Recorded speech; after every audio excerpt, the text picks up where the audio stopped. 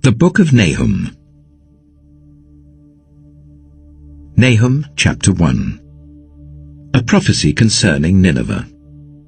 The book of the vision of Nahum, the Elkoshite. The Lord is a jealous and avenging God. The Lord takes vengeance and is filled with wrath. The Lord takes vengeance on his foes and vents his wrath against his enemies.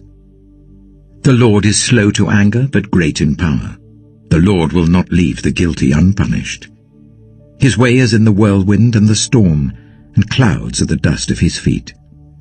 He rebukes the sea and dries it up. He makes all the rivers run dry. Bashan and Carmel wither, and the blossoms of Lebanon fade.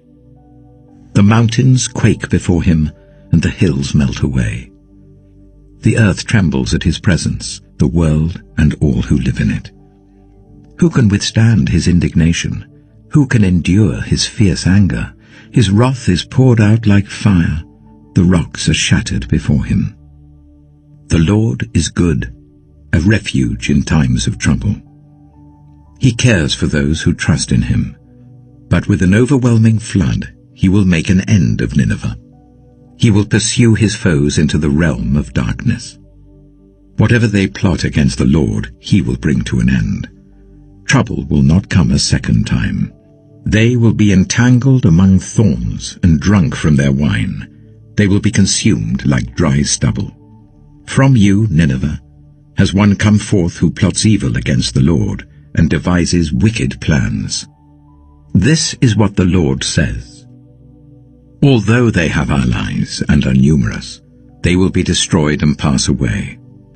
Although I have afflicted you, Judah, I will afflict you no more. Now I will break their yoke from your neck and tear your shackles away. The Lord has given a command concerning you, Nineveh. You will have no descendants to bear your name. I will destroy the images and idols that are in the temple of your gods. I will prepare your grave, for you are vile. Look there on the mountains, the feet of one who brings good news, who proclaims peace. Celebrate your festivals, Judah, and fulfill your vows. No more will the wicked invade you. They will be completely destroyed. Nahum chapter 2. An attacker advances against you, Nineveh. Guard the fortress, watch the road, brace yourselves, marshal all your strength. The Lord will restore the splendor of Jacob, like the splendor of Israel, though destroyers have laid them waste and have ruined their vines. The shields of the soldiers are red, the warriors are clad in scarlet. The metal on the chariots flashes on the day they are made ready. The spears of juniper are brandished. The chariots storm through the streets, rushing back and forth through the squares. They look like flaming torches. They dart about like lightning. Nineveh summons her picked troops, yet they stumble on their way. They dash to the city wall. The protective shield is put in place. The river gates are thrown open, and the palace collapses. It is decreed that Nineveh be exiled and carried away. Her female slaves moan like doves and beat on their breasts. Nineveh is like a pool whose water is draining away. Stop, stop, they cry, but no one turns back. Plunder the silver, plunder the gold. The supply is endless, the wealth from all its treasures. She is pillaged, plundered, stripped. Hearts melt, knees give way, bodies tremble, every face grows pale. Where now is the lion's den, the place where they fed their young, where the lion and lioness went, and the cubs, with nothing to fear? The lion killed enough for his cubs and strangled the prey for his mate, filling his lairs with the kill and his dens with the prey. I am against you, declares the Lord Almighty. I will burn up your chariots in smoke, and the sword will devour your young lions. I will leave you no prey on the earth. The voices of your messengers will no longer be heard.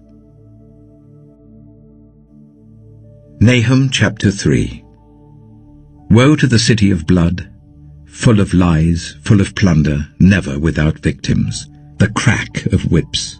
the clatter of wheels, galloping horses and jolting chariots, charging cavalry, flashing swords and glittering spears, many casualties, piles of dead, bodies without number, people stumbling over the corpses, all because of the wanton lust of a prostitute, alluring, the mistress of sorceries, who enslaved nations by her prostitution and peoples by her witchcraft.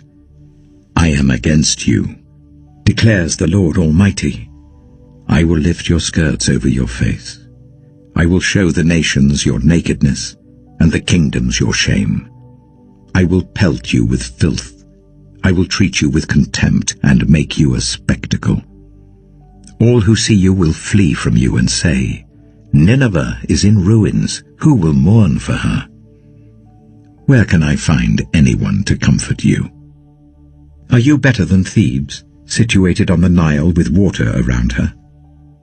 The river was her defense, the waters her wall.